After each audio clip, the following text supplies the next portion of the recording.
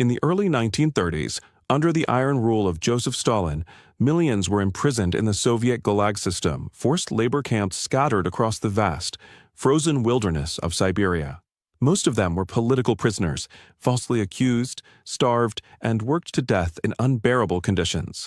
Among them was Karlis Reinhold Surins, a Latvian man accused of being a threat to the Soviet state. He was sent to a remote Siberian gulag, a place with no fences because none were needed.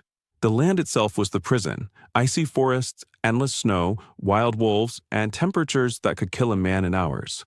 But Karlis refused to accept death as his fate. He began plotting an escape that seemed insane, impossible even, but he believed it was his only chance. And his only tool? A metal spoon. Each night, he used the spoon to quietly dig beneath the wooden floorboards of his barracks. The spoon was dull, the ground frozen, and the work agonizingly slow. But every night, while others slept or died, he dug. He hid the dirt in the seams of his coat and scattered it discreetly during morning roll calls. It took months, maybe more than a year, but he never gave up. Finally, one pitch-black night, he broke through. No alarms, no sirens, just him, a coat, a spoon, and the endless white wilderness ahead. What followed was even more incredible.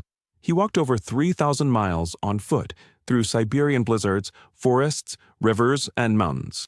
He survived wolf attacks, starvation, and the bitter cold. At times, he ate bark, insects, or whatever he could find to keep moving. He navigated using the stars, hid from Soviet patrols, and sometimes relied on the kindness of strangers in remote villages, risking everything. Months later, frostbitten and skeletal, he finally crossed the border and made it to freedom.